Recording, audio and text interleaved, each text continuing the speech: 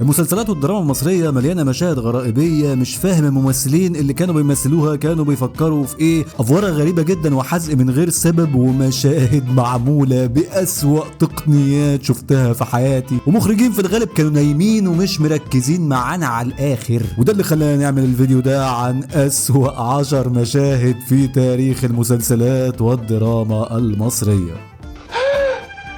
ومساء الفل عليكم. لا هقول لك اعمل لايك ولا سبسكرايب ولا الكلام ده خالص، انا عايزك تقول لي حاجه واحده بس. مدام صفيه العمري بتعمل ايه في المشهد الغريب ده؟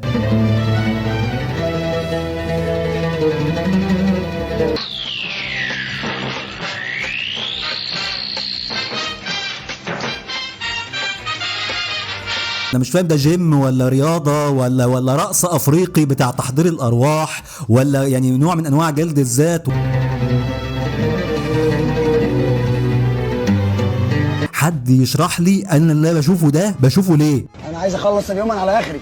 انا على ايه؟ اخرك. اصحى معايا. في المركز العاشر معانا كريم عبد العزيز. هتوحشني يا كيس. انا بحبكوا قوي يا جماعه، مش عايز اي حد يزعل مني اذا كنت زعلت في اي حاجه. انا هطلع الشنطه اوضب الاوضه. طب ثانيه واحده، اللي انا سمعته ده صح؟ انا هطلع الشنطه اوضب الاوضه. طب يا راجل، وده عدى على المخرج عادي كده، والشباب واقفه، محمد رياض، ياسمين عبد العزيز، جيهان فاضل واقفين عادي بيتفاعلوا مع المشهد، وكريم عبد العزيز احلى حاجه انه قال الكلمه ومشي خلع. السلام عليكم. وفي المركز التاسع معانا اهداء من الفنان احمد عبد العزيز شخصيا لكل طلبه الثانويه العامه بعد ما خرجوا من الامتحان. واحد ما بقوش 2، 1 و1 3، 1 و1 4، وممكن يبقى 1 و1 5، 4 أو 5 أو 7، إنما مش 2. وممكن يبقوا 15 بس ما يبقوش 2، ممكن يبقوا 9 وممكن يبقوا 0.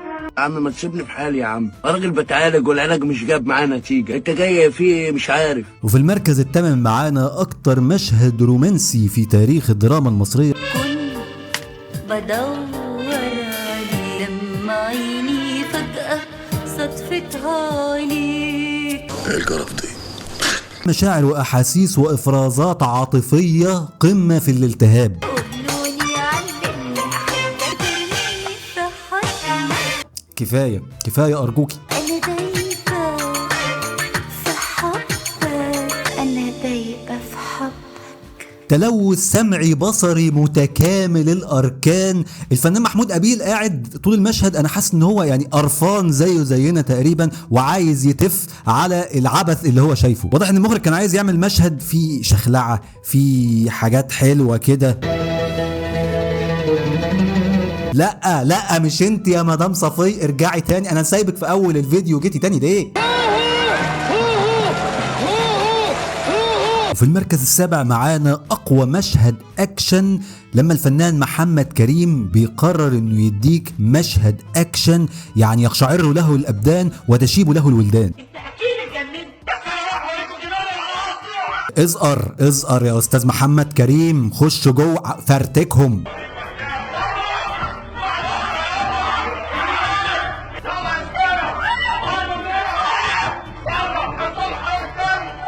ايه يا استاذ محمد، جايب مقشه بتموت صرصار؟ بس هو ده مشهد الاكشن الخطير. متضايق قوي. وفي المركز السادس معانا وعودة ملك الأفوارة الفنان أحمد عبد العزيز في الحلقة الأخيرة من مسلسل الفرسان. أتقتلني يا بيبرس؟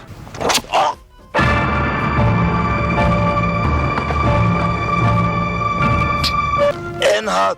لا تبكي يا رجل، لا تبكي يا بيبرس. تمام يا أستاذ أحمد، خلاص مع اتأثرنا.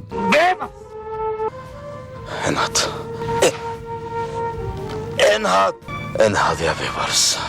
يا رب نخلص.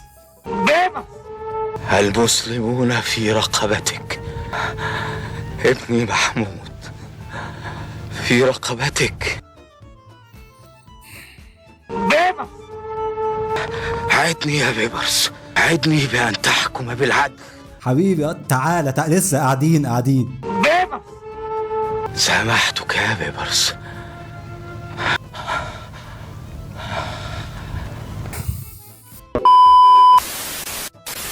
واستمرارا مع المسلسلات التاريخية معنا في المركز الخامس مقدمة مسلسل نسر الشرق صلاح الدين. مقدمة المسلسل جايب لك النسر طاير في السماء عادي جدا، طبعا نسر معفن معمول بجرافيكس ب2 جنيه وربع طاير. كان فين دماغ المخرج حسام الدين مصطفى وبيحول النسر للفنان اللي بيعمل دور صلاح الدين، وفجأة زوم ان في وش المشاهد يخرم عينه بوجه الممثل. انا حسيت والله في المشهد ده ان مناخير الفنان جت خزقت عيني. يعني جرافيكس 100. بصوا بقى اللي فات ده كوم، والاربع مشاهد اللي جايين دول كوم تاني، هزل من التقيل. في المركز الرابع معانا مشهد من مسلسل الشهد والدموع. ايه اللي جرالكم؟ وانا عيانه للدرجه دي؟ ده شويه برد بسيطه. لا يا ماما مش برد، لازم نقول لها علشان تسمع كلام الدكتور. يا ماما انت ضغطك عالي. جرايه يا حسين، انت ما عندكش تمييز؟ يا خبر ايه ده؟ ايه الصدمه دي؟ خلاص يا زينة ضاع شبابك وحل عليكي تعب السنين وشقاها. ايه يا حاج في ايه؟ انت مالك متاثر قوي كده؟ دي عندها الضغط عادي. وبالمناسبه فين الدواء اللي الدكتور قال لازم تاخده اول ما تصحى؟ يا استاذ محمود الجندي حضرتك واخد الموضوع بجديه زياده عن اللازم ليه؟ اساسا انتوا مشهد تافه يا جماعه. حد يكلم دكتور بقى يشوف الناس دي بتتهبل ايه. صوتوا يا جماعه يمكن حد يجي صوتوا. في المركز الثالث معانا مشهد للفنان اشرف عبد الباقي وايمان. مش مسافر. لا هسافر. مش مسافره يعني مش مسافره. هسافر يعني هسافر. روح اوضتك احسن لك. ارمي يا شاطره بلاش لعب عيال. اضرب يا ماما لو كنت جدع. كده يا استاذ اشرف خليك كده شديد واحكم.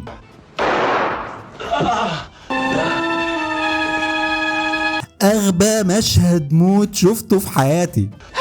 ايه شقه الملوخيه دي يا استاذ ايمان؟ الله يسامحك يا سهام. الله يسامحك يا سهام بقى بتموتيني. ايه ده؟ مفيش داعي تعيطي، ده عمر. انا عمري كده بقى. مفيش داعي تعيطي، ده يا مجرد عمر. الله يسامحك يا سهام. في المركز الثاني معانا افضل مشهد قام به ستايلست او مصمم ملابس في تاريخ الدراما المصرية على مر التاريخ مع الفنانة ليلى علوي. مين تحت؟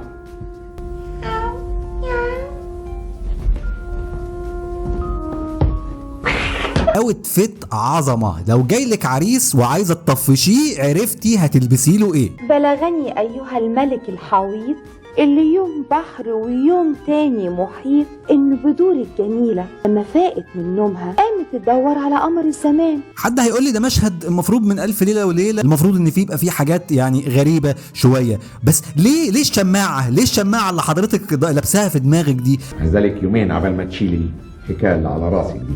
وفي المركز الاول معانا اكتر مشهد متفسخ وبايظ في كل الحقارة اللي في الدنيا.